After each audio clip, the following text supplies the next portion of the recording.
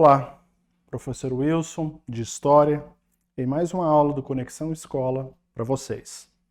Hoje, nós temos um tema interessantíssimo e necessário, principalmente nos dias de hoje. Nós falaremos sobre liberdade, etnia, cultura e mestiçagem na Primeira República.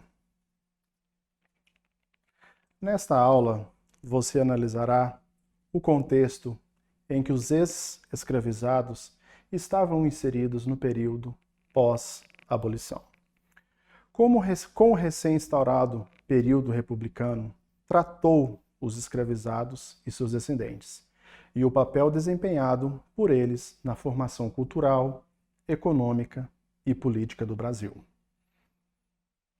É interessante nós pensarmos que a assinatura da Lei Áurea, no dia 13 de maio de 1888, que colocou fim à escravidão no Brasil, e a proclamação da República, ocorrida em 15 de novembro de 1889, não resultou na inserção social da imensa massa de ex-escravizados e libertos existentes no Brasil no século XIX e início do século XX. A abolição da escravidão foi importante porque trouxe igualdade jurídica, igualdade perante a lei para todos os brasileiros, independentemente da origem étnica de cada um. Porém, ela não foi suficiente para igualar, na prática, os ex-escravizados e seus descendentes aos demais cidadãos brasileiros. A Lei Áurea deixou-os abandonados à própria sorte, desprovidos de qualquer patrimônio, vivendo na mais absoluta miséria. Sem contar com o apoio do governo e enfrentando grandes dificuldades de sobrevivência, o que esses escravizados fizeram na realidade? Eles se organizaram e formaram as chamadas redes de solidariedade, em que cada um contava com a ajuda dos demais para sobreviver.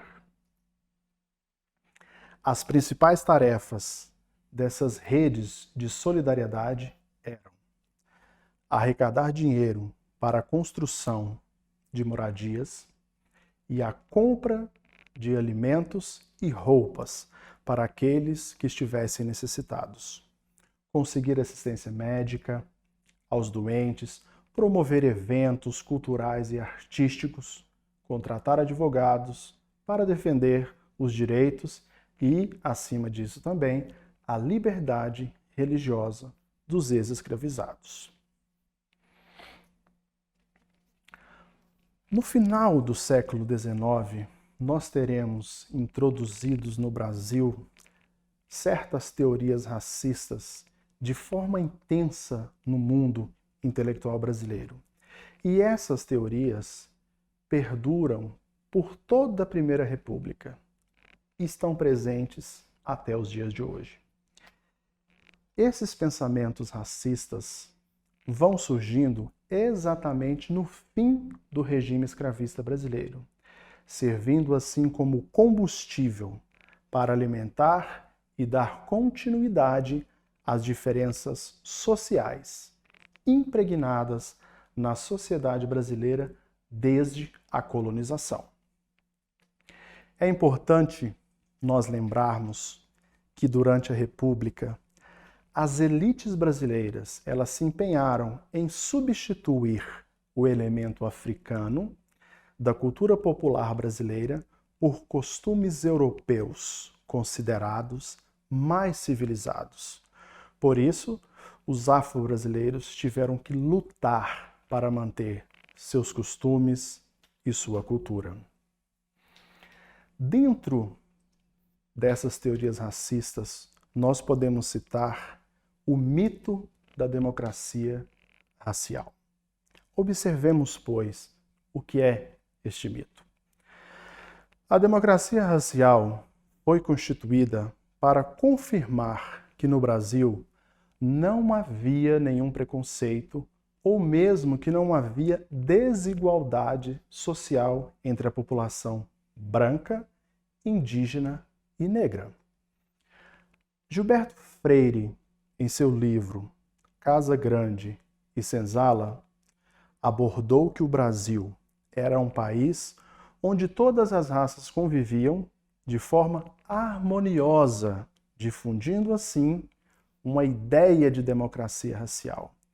E ainda que possuísse uma junção de diversos povos, a sociedade estaria isenta da propagação do racismo.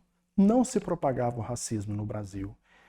Esse livro de Gilberto Freire, ele foi publicado pela primeira vez em 1933. Como já dissemos, esses ex-escravizados e seus descendentes, então, tiveram que estabelecer essas redes de solidariedade e lutar contra esse sistema opressor estabelecido após a Lei Áurea e durante a Primeira República e até os dias de hoje. Na história, nós temos registrado várias associações de pessoas negras que fizeram essas associações para assim conseguirem sobreviver, para conseguir dar voz àquilo que eles precisavam. Vou citar para vocês 2 exemplos. Nós temos o Teatro Experimental do Negro, que foi fundado em 1944, no Rio de Janeiro, e tinha como liderança Abdias do Nascimento. Além disso, foi realizado em 1950 o Conselho Nacional de Mulheres Negras. Você pode pensar, mas por que tanto movimento? Por que tantas associações? Para que eles resistissem, para que eles se organizassem à opressão que eles vinham sofrendo. Por isso foi necessário fazer todo esse caminho, essas associações. Isso é um processo de resistência. Tenhamos isso em mente. Nós não podemos esquecer também das desigualdades, como legado da escravidão no Brasil. Se nós analisarmos os números sobre os serviços ocupados por pessoas negras, a qualidade desses serviços, os salários, na mesma função do que as pessoas brancas também, nós teremos um decréscimo, tanto de salário quanto de valorização. Mas nós não podemos esquecer de uma informação muito importante. Um segundo ponto que eu gostaria de abordar com vocês é a presença determinante do trabalho negro nos principais ciclos produtivos da história brasileira: açúcar, ouro, pecuária, café. O escravo tornou-se imprescindível ao funcionamento da colônia e mais tarde do Brasil imperial. Vale ressaltar que, sem o trabalho desses escravizados, não era possível ter essas atividades econômicas desenvolvidas no Brasil. Soma-se a isso as questões que nós já abordamos, que vale um pouco a pena nós relembrarmos. Como, através da história, nós percebemos que os negros foram e ainda são tratados.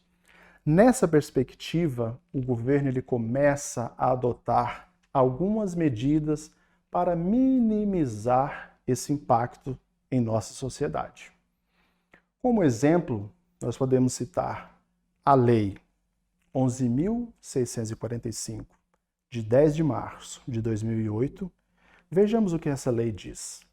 Ela altera a Lei 9.394, de 96, que foi modificada pela Lei 10.639, de 2003, e inclui no currículo oficial da rede de ensino a obrigatoriedade da temática de História e Cultura Afro-Brasileira e Indígena nas escolas do Brasil.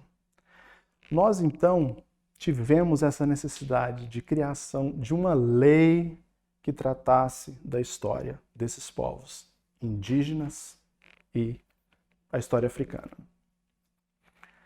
Vale a pena lembrar de 521 anos de Brasil, de história do Brasil, 388 anos foram de escravidão. Nós temos muitas coisas que precisam ser revistas, analisadas e ponderadas sobre como esse negro foi tratado nesse período. E nós precisamos buscar informações confiáveis para que isso aconteça. Eu gostaria de sugerir 2 livros.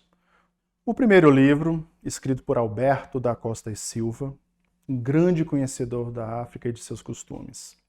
O segundo livro, escrito pelo professor Anderson Ribeiro Oliva. Esse livro, ele analisa as representações elaboradas sobre a África e os africanos em 12 capas da revista Visão, publicadas em Portugal, de 1993 a 2006, e ele analisa também 12 capas da revista Veja, publicada no Brasil, de 91 a 2006. Esses 2 livros, então, eu indico como leitura para vocês. E como sugestão de atividade, eu gostaria que vocês fizessem uma pesquisa e identificassem quais outros brasileiros que lutaram pelo fim da escravidão no Brasil.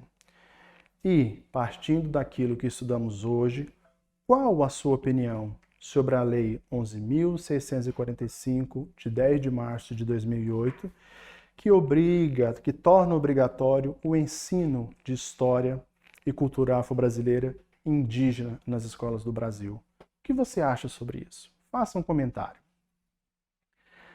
Nesta aula, então, analisamos a condição a que os ex-escravos foram submetidos no Brasil pós-abolição e durante o período republicano. Foi evidenciado formas de resistência negra, sejam elas econômicas, sociais e políticas, e suas lutas contra o racismo. Caracterizamos o mito da democracia racial e a implantação de leis para garantir a cidadania e o direito de ser história. Até a próxima aula.